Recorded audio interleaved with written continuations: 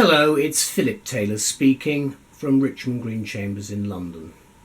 This morning I'm looking at a very serious subject. This is an international foreign policy book, but it's about international law. The title of the book, right at the beginning to set the scene, is Aggression Against Ukraine. It's got a subtitle, Territory, Responsibility and International Law. Now, in essence, this is a book for both lawyers and politicians, and that's what I am, both mixed together. But what we do have here is an interesting commentary, because there's been a lot of nonsense written about what's happening in Ukraine, and I think we need to get expert advice as to what the thinkers of today are actually putting forward as the best explanation for the very sad things that have been taking place. This book has been written by Thomas D. Grant, and it's been published by Palgrave Macmillan. Now, Elizabeth and I looked at this book and we had a talk about the subject matter. And for our book review, we've given it our review title, A Most Thorough Examination for and Against Russia's Invasion of the Ukraine from the Standpoint of International Law. And that's what you're getting. I'm not going to give any opinions about this, because what I'm going to try to do is to give you some idea of what we're really talking about at the moment. You can see some of the pictures at the front there, then there's the spine, then there's some quotes at the back of the book itself. The book runs to something approaching just under 300 pages. There's an index, which is quite useful. It's not a particularly big index, but it's useful. There's a very, very substantial bibliography, which is very important in this area of international and foreign affairs, because you do need to justify every point that you are making, especially when you're dealing with the Russians. There's the bibliography there. Then you can see in each of the chapters there's a conclusion and notes, because what you have got, instead of having footnotes at the bottom, you've got numbering, and then you just look at the notes at the back of each of the chapters.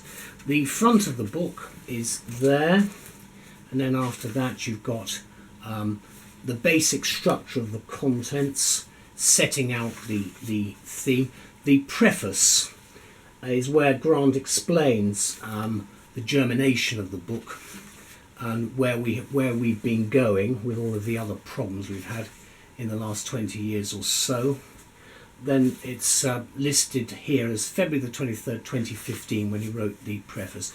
Then you've got the treaties that are involved here, and then some case law. So it is primarily a legal book. The abbreviations will be very helpful, because again, linguistically we're looking at a range of different organisations. It does help to have these abbreviations. Then you have an introduction, and then after that you get into the different parts of the book itself. And as I say, no footnoting at the bottom, but you'll find that the footnoting is actually linked very much to the back of the actual book itself, with the footnoting to be, it's actually described, instead of being at the end of each chapter, the notes are all together. This is one way of doing it. After the conclusion, the notes come, and they are linked to each chapter, so you will find what you're looking for if you need the additional authorities that he is basing his submissions on. Now, in a short review, this is what I'm saying about the book. This is a highly topical book on the Ukraine, with the continued instability in many parts of what was the old Soviet Union, from a brilliant contemporary expert, Thomas D. Grant of Wolfson College, who has made some of the most interesting and pertinent current comments on this serious conflict.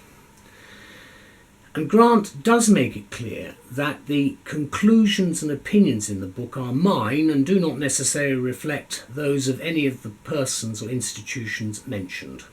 I think that's important to clarify right at the beginning. He's done a lot of scholarly work on this, but at the end of the day, the comments that he's making are his own comments.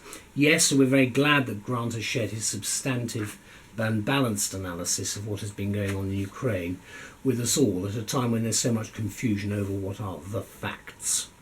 Whilst in the common law jurisdictions the rule of law does rule supreme, and we've had it here in England and Wales for 800 years.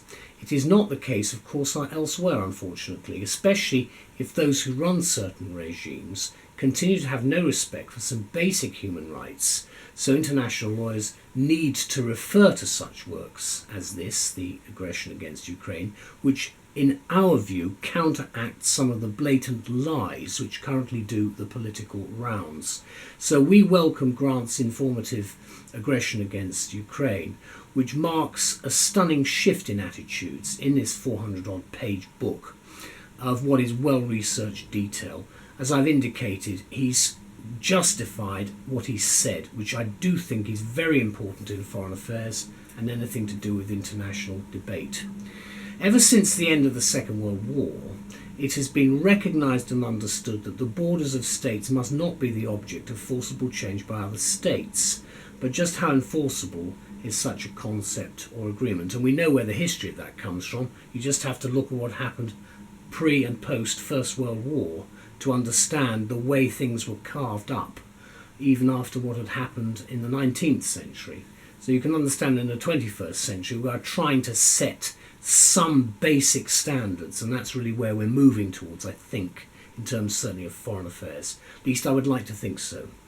The Russians have now revived long-buried historical claims, and it prosecutes them by dint of arms, so nothing much has really changed in terms of their foreign policy against the rest of the world, and its attack, frankly, on the international rule of law.